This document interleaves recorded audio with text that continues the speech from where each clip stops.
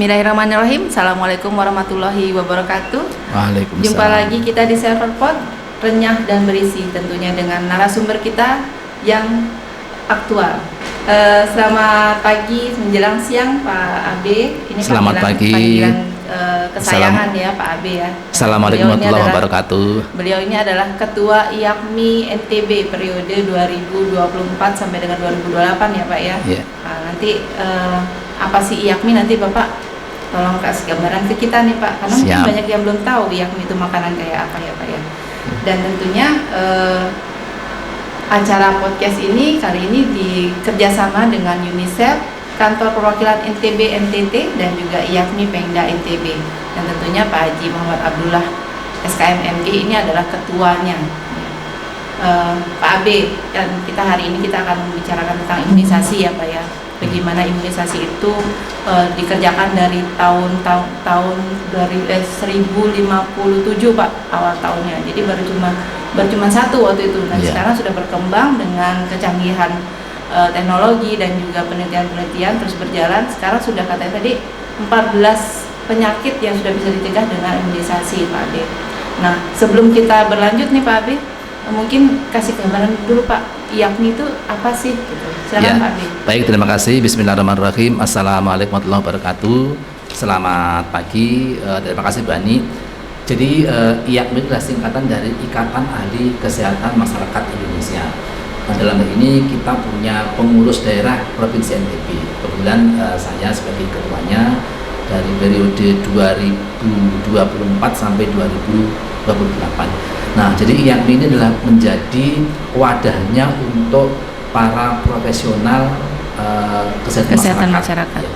Bisa dari SKM, bisa dari nakes yang lain, misalnya dokter, farmasi atau perawat dan sebagainya yang mengambil pendidikan lanjutan, misalnya S2 atau S3 di bidang kesehatan masyarakat. Jadi khusus ahli kesehatan masyarakat ya Pak ya? Iya, mau isinya dokter juga yang berakhir dengan kesmas ada di sini. Iya, misalnya dia ngambil S2-nya kesehatan masyarakat atau MPH misalnya, dia bisa menjadi anggota IAKMI. Baik, nah ini sekarang kita lanjut lagi nih Pak Abe terkait tadi udah disampaikan kan bahwa IAKMI itu kumpulannya orang yang ahli kesmas ya Pak ya. Sekarang apa sih perannya IAKMI sendiri itu dalam program imunisasi yang saat ini memang terus berjalan gitu ya, sampai saat ini justru malah banyak hal yang dilakukan dengan imunisasi gitu. Nah, apa sih perannya IAKMI sendiri itu Pak? Ya, baik, terima kasih Bani. Ya, jadi IAKMI selaku wadahnya profesi kesehatan masyarakat, tentunya kita concern pada upaya promotif preventif atau pencegahan, dan imunisasi adalah bagian dari upaya pencegahan. Nah, selama ini kita dengan kerjasama dengan Dinas Kesehatan Provinsi NTB dan juga kabupaten-kabupaten tertentu ya, dengan didukung oleh UNICEF tentunya, itu kita telah melakukan beberapa kegiatan yang arahnya adalah kita perbaikan pada sisi demand maupun dari sisi supply. Nah, di sisi supply-nya itu kita berusaha untuk meningkatkan kemampuan para petugas imunisasi untuk manajemen vaksin. Karena vaksin ini harus kita jamin kualitasnya, mulai dari produksi, distribusinya sampai siap untuk disuntikkan kepada sasaran, itu harus dijamin sampai dipakai ya Pak ya? Dijamin rantai dinginnya terpenuhi supaya nggak rusak vaksinnya. Nah, sehingga vaksin yang kualitasnya bagus itu menjamin efektivitas untuk memberikan kekebalan pada anak. Itu yang pertama. Kemudian dari sisi supply-nya adalah kita berusaha untuk meningkatkan demand imunisasi di kalangan masyarakat. Jujur bahwa imunisasi adalah program yang sangat penting yang tujuannya sangat bagus untuk memberikan kekebalan pada anak-anak supaya nggak tertular penyakit, tapi masih ada sebagian masyarakat yang belum mau memanfaatkan layanan ini. Nah, itulah yang kita garap, kita berikan edukasi, kita berikan informasi melalui berbagai media yang bisa kita ajak kerjasama. Nah, sehingga mereka bisa memiliki kesadaran dan mereka bisa memiliki sikap yang baik dan juga memanfaatkan layanan imunisasi untuk mengimunisasikan anaknya pada saat layanan imunisasi dibuka. Ya, baik. Jadi dengan kata lain tentunya yang dilakukan oleh IAKMI ini tentunya dalam tatanan pencegahan ya Pak ya. Pencegahan dan juga edukasi pada masyarakat. Nah, sekarang permasalahannya ada di mana nih Pak? Yang sudah kita jalankan ini ada pasti ada menemukan kendala gitu Pak ya. Yeah. Pernah enggak kendala-kendala ini ditemukan oleh teman-teman dari praktisi kesehatan masyarakat gitu? Iya, baik ya. Kendala pertama dari si Diman ya, bahwa memang masih banyak masyarakat yang punya pandangan yang masih miring ya, masih belum positif tentang imunisasi. Ditambah lagi masih beredar hoax atau informasi salah tentang imunisasi. Nah, ini tantangan buat kita. Nah, sehingga untuk mengatasi itu kita bermitra dengan berbagai pihak ya. Kita mengajak anak-anak muda milenial itu tentunya juga kita latih dulu tentang bagaimana menggunakan media sosial, termasuk juga kita latih bagaimana cara memberikan KIE yang efektif. Nah, sehingga mereka bisa membuat konten-konten tentang imunisasi yang mereka upload di media sosial, dan itu bahkan sampai dilihat oleh ratusan ribu orang dalam waktu kurang dari 1 bulan. Jadi ini mengajak influencer gitu Pak iya, ya, untuk mengajak memberikan edukasi yang benar terhadap masyarakat tentang imunisasi. Iya, kan sekarang zamannya medsos ini. Iya, untuk menyingkirkan hoax tadi Pak ya. Iya, betul. Pernah ini nggak Pak? Pernah melihat hasilnya nggak Pak setelah influencer itu dimanfaatkan? Ya, memang untuk melihat dampaknya, kalau yang misalnya terjadi perubahan pengetahuan, perubahan sikap itu memang kita perlu ada penelitian ya yang bisa menjawab apa itu akibat dari adanya konten-konten kreasi tentang imunisasi ini. Tapi secara tidak langsung pun bisa kita lihat dari apakah ada peningkatan cakupan imunisasi di area yang kita berikan KIE tadi itu baru satu ya. Yeah. Nah, kita juga punya kerjasama dengan para tokoh agama, para tuan guru. Itu juga mereka kita latih dulu tentang apa itu imunisasi, kemudian bagaimana cara memberikan komunikasi informasi yang efektif, dan mereka memanfaatkan media-media dakwah atau kelompok-kelompok pengajian yang mereka miliki untuk menyisipkan pesan-pesan tentang imunisasi ini. Nah, sehingga kalau tadi para influencer itu sasarannya adalah anak-anak milenial, anak muda, mungkin juga para siswa-siswa sekolah. Nah, kalau yang tuan guru, para tokoh agama ini sasarannya adalah ibu-ibu, bapak-bapak, masyarakat yang umurnya sudah dewasa. Ya, kalau bukan masa-masa milenial, masa kolonial lah. Baiklah. Kaum kolonial. Kita kolonial ya Pak ya.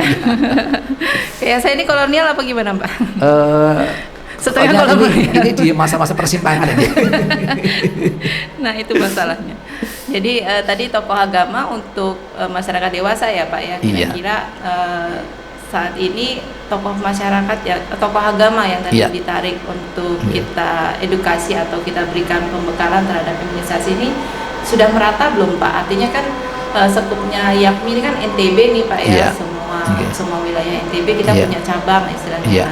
Sekupnya sudah sampai mana nih Pak untuk tokoh masyarakat? Karena mungkin kita mau kaitkan juga dengan dinas kesehatan tadi menyampaikan bahwa dia juga udah punya kolaborasi dengan tokoh-tokoh masyarakat atau tokoh agama. Nah, bagaimana nih bentuk kerjasamanya juga antara YAKMI dengan tokoh masyarakat, tokoh agama yang sudah terjalin saat ini? Sudah sejauh mana gitu Pak?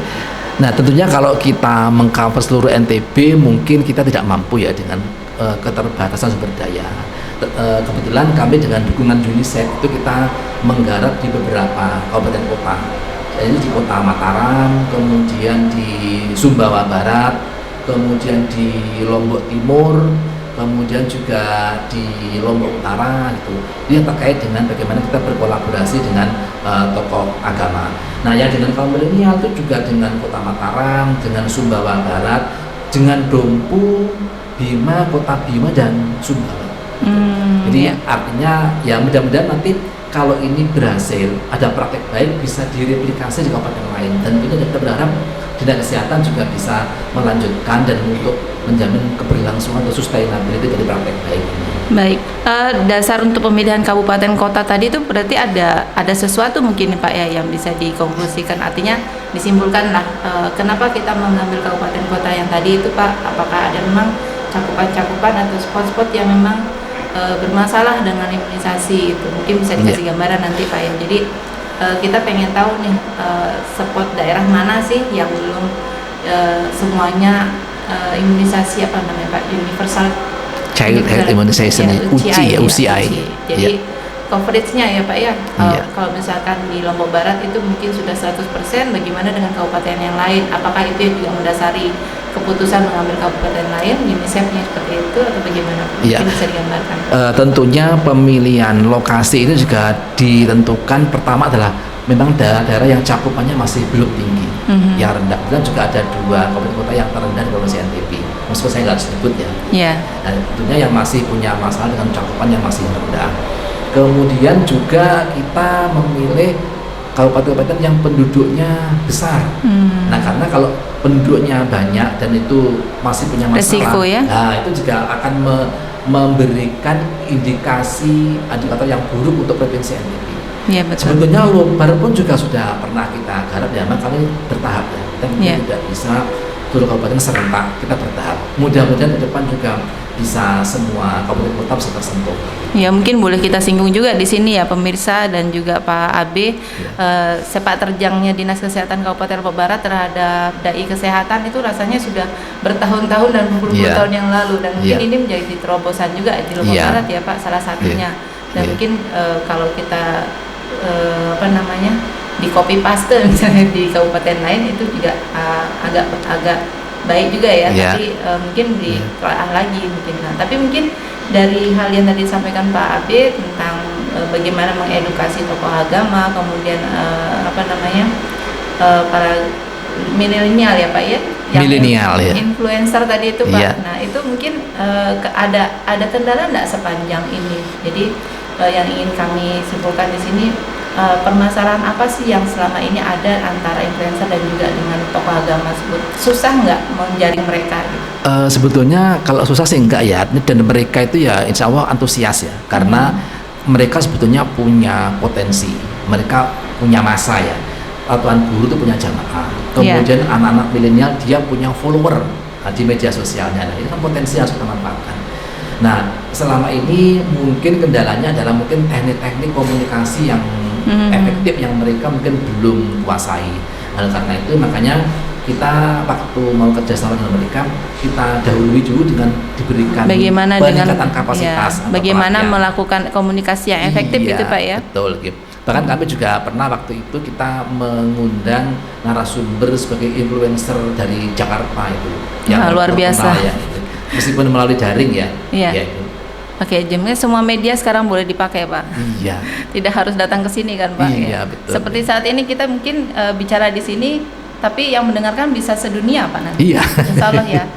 Pasti pemirsa juga sangat penasaran nih Pak. Apa sih peran-peran IAKMI ke depannya? Nanti kita tunggu Pak habis ini. Siap. Ya, jadi terakhir nih Pak, untuk IAKMI, kunci penting dalam mensukseskan program imunisasi seperti apa sih Pak dari kacamata IAKMI? Iya, tadi mungkin di depan juga pernah saya singgung ya, sebenarnya ada 2 sisi yang memang harus kita garap ya, dan kita pastikan. Dari sisi supply adalah ketersediaan logistik, tenaga, sumber daya, termasuk juga perangkat-perangkat untuk menjamin bahwa kualitas vaksin itu bisa terjamin, yaitu rantai dingin atau cold chain itu. Karena dengan vaksin yang kualitasnya tidak terjamin itu juga tidak akan efektif, tidak bisa memberikan kekebalan kepada anak. Nah itu yang concern yang harus kita pastikan. Yang kedua dari sisi demand-nya adalah bagaimana masyarakat bisa memanfaatkan layanan ini. Pemerintah sudah mengalokasikan investasi yang tidak sedikit ini. Iya, betul. Beli vaksin tuh mahal loh. Belum lagi nanti melatih tenaganya, menyediakan perangkat-perangkatnya untuk menjamin bahwa rantai dingin terjamin. Termasuk untuk membiayai programnya itu biayanya besar. Nah kalau ini nggak dimanfaatkan tuh sangat rugiannya investasi yang besar itu sayang kalau nggak dimanfaatkan di masyarakat. Betul. Nah ini terakhir Pak, harapan Bapak nih kepada masyarakat terkait program imunisasi apa nih Pak? Jadi sekalian closing statement ya, harapan Bapak terhadap program imunisasi ini. Iya, untuk kepada masyarakat, saya menghimbau bahwa layanan imunisasi yang sudah disiapkan di pemerintah itu tolong dimanfaatkan. Karena itu sangat penting untuk memberikan kekebalan pada anak kita agar tidak tertular penyakit, dan efeknya gizinya juga akan tumbuh dengan baik, anak juga akan tumbuh berkembang dengan baik untuk masa depan anak-anak kita. Dan yang kedua, kalau ada hoax atau informasi yang salah tentang imunisasi, tolong jangan ditelan mentah-mentah ya. Tanyakan pada orang-orang yang paham. kepada tenaga kesehatan dan sebagainya, supaya kita bisa mendapatkan informasi yang benar, sehingga kita tidak mengenal mentah-mentah informasi yang salah. Yang ketiga, tolong juga kepada organisasi kemasyarakatan yang ada di daerah, tolong bantu untuk menginformasikan kepada para orang tua, termasuk juga tadi buat pada para influencer, juga para tokoh agama, membantu kami untuk kita memasyarakatkan imunisasi, sehingga pentingnya imunisasi bisa disadari oleh masyarakat dan mereka memanfaatkan imunisasi. Baik, terima kasih Pak Abe siang ini, terima kasih banyak sudah hadir di server pot Kabupaten Lombok Barat, dan mungkin ke depan kita akan ketemu lagi nih Pak Abe dengan program yang sama tapi pokok bahasan yang berbeda. Siap. Sekali lagi terima kasih. Assalamualaikum warahmatullahi wabarakatuh. Waalaikumsalam warahmatullahi wabarakatuh.